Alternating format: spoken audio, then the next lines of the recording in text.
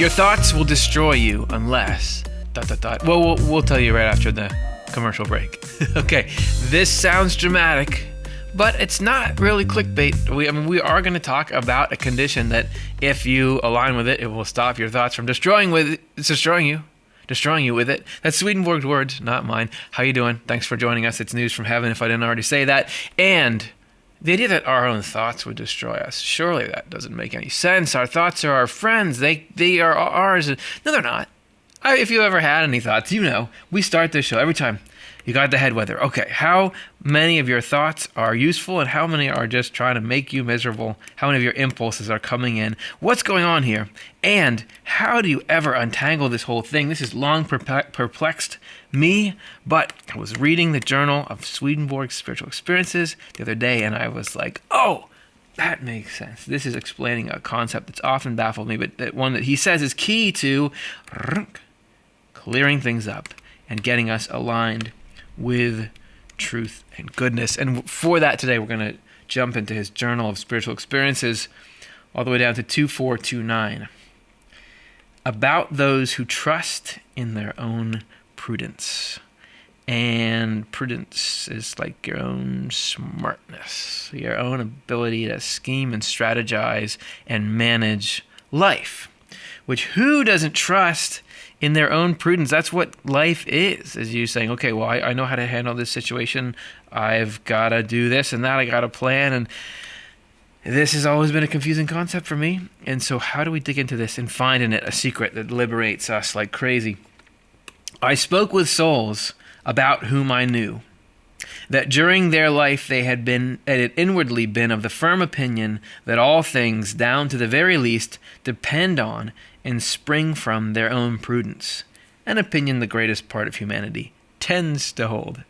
So, the people Swedenborg knows in life, he's telling these spirits in the afterlife, you know, all the people that I know, all of my friends that I hang out with, they think that the things in their life come about and the way their life goes depends on their own smarts and the way that they act and strategize. And by the way, that's pretty much what everybody thinks. It's basically impossible to not think it, right? Because here we are plunked into life, and we very much seem like we're at the controls of something where I say, oh, here's upcoming danger, I sense that, here's what I want, how do I get to that? And all of it's relying on our mental cachet of the skills we've picked up, the lessons that we've learned. How do you not rely on your own prudence?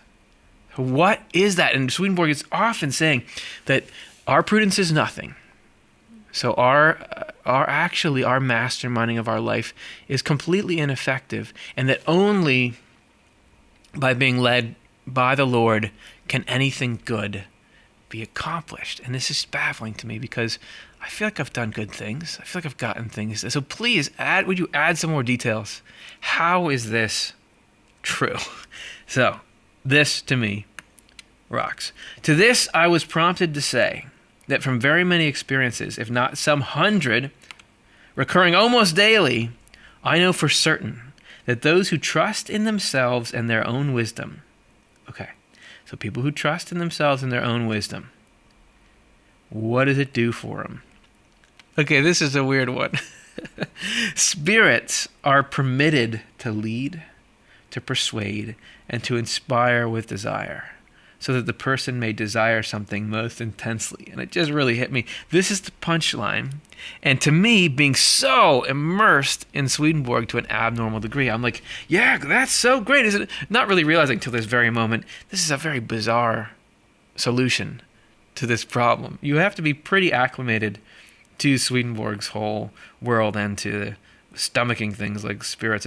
I'll explain it as we go. But this, believe it or not, is just to me, the missing piece of a puzzle.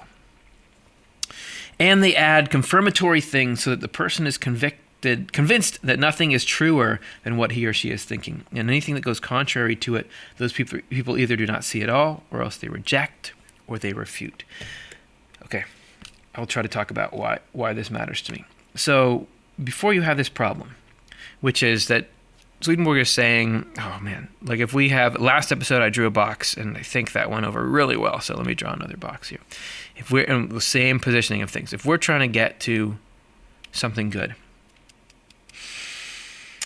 We can either go the route of our own prudence to try to get there, or we can go to the route of we're somehow trusting God to lead us there. What Swedenborg is asserting here is, and it does certainly seem like you don't need to say I believe in God and that God is leading things to go and do something. You just go do it. But rather than a particular goal, if this is enlightenment or heaven or the solving of all the problems in the mind. Because as clever as we all are, it's very difficult to get to this state I'm depicting here. We're really much more, even some very successful, smart, powerful people, very tangled up in this sort of stuff, let alone where we're actually getting to in terms of our spiritual development.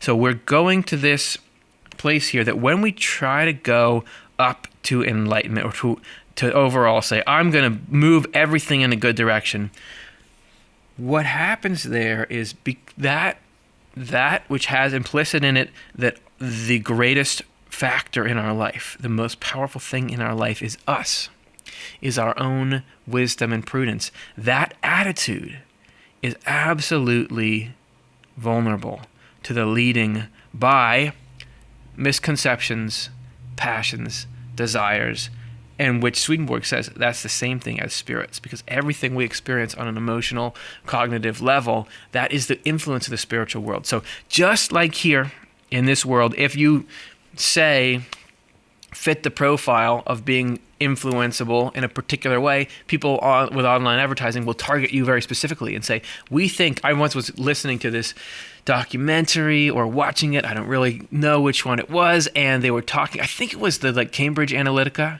thing where there was this group that was figuring out how to influence people in an American election.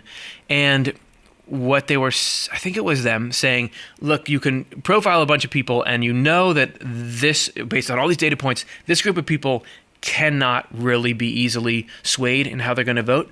But this slice here is persuadable. And so we can go after those people, and we know based on how they sort of live, the strings we can pull, the triggers we can do to get them to do something. When we say, I am, even if we, not overtly trying to do something bad, but if we just say like, look, I can do this alone. I don't really have a concept of the divine leading. I've got to go do this. That absolutely makes us persuadable. We show up instantly in the database as, look, this is a person who trusts in the things that occur to them and the things they feel and is adamant about those, puts those in very high regard. So now we can, and they don't have some kind of framework that defers judgment or allows you room for input from the belief that there's something higher out there. So this person is easily persuadable that you're following this, okay, but what about this? And doesn't this lead to this? And some kind of whatever your particular vulnerability is, spirits can get in there and start to turn you whichever way, because that mindset of I am what's going on and what my wants and desires are primary, my ability is primary, I am the master of my own destiny, even though that can sound positive, Swedenborg is saying here that what does it do in particular? Into that, it's very easy for us to be manipulated into wanting things that actually are problematic. And we're going to see just how problematic, even to the point of destruction, they become. And they add, so once you're in that state, you get these confirmations, you get into sort of an echo chamber where you can't really see that I'm actually on the wrong path. Such an operation of spirits into people on earth who trust in themselves and their own prudence does exist, as I have been given to find out by countless experiences. So it is a truth that should be believed. This is him talking in his journal to himself. So he'll leave it there. But I'm saying, if Swedenborg is saying, oh, this is important, based on the other stuff he's outputting, I feel like, okay, great. This is like the notebook of a very seasoned traveler. Nevertheless, it's still nothing but a permission that evil spirits should thus persuade people, when the person is such as to believe all their counsels firmly, they tend toward the person's own ruin and that of the community. For the things that come from evil spirits, as if from ourselves, all tend toward destruction. I promise destruction. And there it is. And what a fascinating statement. And you can't, whenever we're getting these giant sweeping statements, there are exceptions to everything. But there is some kind of general principle here, which is saying that when you put yourself in a position where you feel like I'm the ultimate power in my own life, which seems initially like, okay, of course I am, but wisdom is understanding that actually I'm just a bit player. Well, this is not that strange. If you think about saying I am the ultimate power in my own body, the conscious part of us, really? Like I can feel like I'm making the decision to eat something. And I can feel a little bit of participation at times in like chewing. I definitely am aware that I'm grabbing it, but everything underlying that, how I grabbed it, the combination of muscle movements that led to that, how the jaw is moving, I could not draw you a diagram of that, let alone digestion and distribution of nutrients. And that we are just laughably out of touch with what's going on for us to say like, yeah, this is my body, I'm the one that's going on. How much more is it with life that we feel like, oh, I'm in control of my own life? Dude, we are not running this show here. We are being moved along in a river. We play a part, and it's a crucial part. But to say like I'm just saying that right now, if I were to say, you know what, I know how to run this thing, I'm going to take control of all the functions of my body down to the involuntary stuff, I would be dead very soon. And maybe that's the way it is with life. So when you get this adamant attitude of I can master this thing, I can run the kidney's filtration process or whatever, then you can make yourself vulnerable to evil spirits actually turning you away, and everything evil spirits put in tends toward ruining us and being bad for the rest of the human race. So the spectacular kind of flame out. What's the alternative? It's different with those who have faith in the Lord and believe that the Lord rules the universe, and that nothing good and saving can come to themselves or the community except from the Lord. And it's not that you don't participate in it, it's not that you don't feel like you're doing it, but to understand, just like I feel like, it's exactly the same as the body. I feel like I'm moving my hand right now. Even though I don't understand, not just the muscles, like, oh, there's 100 and something muscles in the hand. All the cells and all the little myelin sheaths, is that even in the little ATP? And I remember a biology diagram where they grab on something and that makes the muscle cell fire. All that stuff, I don't know what's going on in there. And an amazing amount of stuff going on so fast. But yet, I feel opening and closing my hand, and my will is participate. So in the same way, we're participating in life, but that's actually the power to do that, the power to exist and do these complex things. This is a continual gift from God. We are receiving that power from God, and in the more complex stuff even, which is to do what's good. To do what's good for yourself, to do what's good for the human race, that is even more above our pay grade and is coming and flowing in.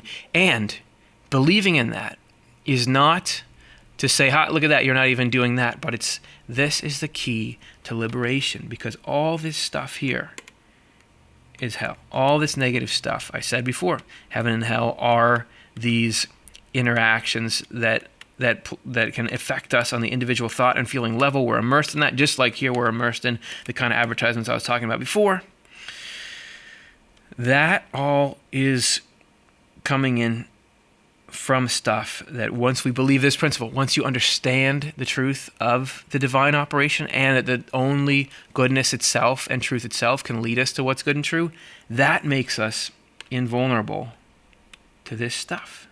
That is what liberates us from this, that very belief. It's different with those who have faith in the Lord and believe the Lord rules the universe and that nothing good and saving can come to themselves or the community except from the Lord. These are ruled differently. You actually have a whole different content management system. Conviction is inspired in their thought and their will that they must act in this way or that, and all things tend toward good. It is almost identical. It's not even that I'm in some holy state where I feel that God is coming through, and so I don't even really make decisions. I'm just kind of going with the flow, there is a conviction and there is an impulse to act, but somehow there's enough of a distinction in the experience of it. And I think it's probably something that you've got to try to experience for yourself. Swedenborg was saying he experienced for himself, he's always talking about countless experiences. Swedenborg experienced for himself, there's a difference. Even though the operation is very similar, the underlying belief, the foundation for how you act and feel is different. And that apparently spiritually is a huge distinction. Because then all things tend toward good, whereas before all tended toward destruction. Which one do we want? All toward good, all toward destruction. Well, maybe that's worth grappling a bit with this really challenging yet intriguing belief that it's actually God who can do the good things. And that if we acknowledge that in whatever way we can, that leads to this protection and this upgrade and all that kind of thing. It has also become known to me by countless experiences that the persuasions of spirits coupled with desire, which I thought to be salutary and very good, were changed to the opposite persuasion after several moments, hours, or days. That you can get caught up in things. It's just the environment, the mental, the psychological environment, the collective subconscious, or collective unconscious, which leads to the consciousness we all have. That is a really dangerous neighborhood, just overall. And if, just like here, if you wandered out, there's a lot of places, even the internet is a great example, just wander into that without any sense of what's out there, you could be really in trouble. So even if something seems good initially, that everything destructive tries to seem good initially. Right? This is Swedenborg saying that without that guiding principle, you're never going to find you. Because, this is great. No, I'm on the right path, and you don't even realize that you're descending. In order that I might know for certain that the Lord controls humanity's thoughts, this is getting even crazier, prudence and plannings, and that one must have faith in him, not in oneself. And since it is the truth and not to be doubted, just as we do not doubt when a truth is presented to the very eyesight, for Swedenborg, in his notes to himself, he's saying, look, as much as you know gravity works because you drop things and they fall, that's a pretty great demonstration. Wow. Can you believe I caught that twice in a row? That's self-evident. You don't even need to write a paper about it. It happens. Swedenborg is saying to him, that God is actually the mastermind of all this stuff and bringing good out of all the times we do try to dive into the evil and let ourselves be led by it, and the human race does it collectively. That's just like a pen dropping. That is. We still believe it because we see it. Even if we do not know the causes, and just as with researchers, even if they do not find the causes, they still believe it because they see it. Therefore, I have now seen, heard, felt, and learned that it is a truth not to be doubted, and consequently not to be reasoned about as to whether it is so, simply because I do not understand. For I do not know whether such reasonings come from spirits. Because it is so in truth, it must be believed even more than the senses, because the Lord has said it. So this, to me, it's like he has been on a long journey here. You look up at the tippy top. This is number 2,432. That's entries of spiritual experiences. That he is deep into the game now. And this whole peeling back the curtain and looking and seeing this side of life that he didn't even realize was there, and sort of having to reassess his principles about the foundations of things. He's deep into that now. And he's saying to himself, look, this thing, even though it seems counterintuitive, and even though it seems like it goes against the appearance, this is as real as it gets, and this is crucial to getting out of the web of the mind. And that's the news from heaven. That's how Swedenborg saw it anyway. So I was just realizing, I want to say thanks to all of you, because this is so raw, the processing of this. Even as I'm reading it here, I feel like I'm just on the edge of what I understand about this, and that you would all follow along with me. Some of you may be saying, I just don't know how to close the window. I wish this would stop playing. But for all of you to go with me on these journeys is really a gift to me. And I want to know, what do you think? How do you read these ideas, and what do they do for you? And do we get something good out of them? So leave comments and say, hey, does this give you a lift? This is part of how we test these ideas. The truth should set you free. Does this set us free? And how so? Leave a comment there. so that the next person can come in and not just see what I said, but process through what you all said there. Again, I just want to say thank you so much for being willing to do this. And hey, I hope you have a good week, and I hope that the divine is leading you this week. Whatever that partnership feels like or is to you, I hope that feels real, and that leads you not toward destruction and instead toward everything that's good. That doesn't sound bad, right? I mean, that's pretty legit. Thank you. See you soon.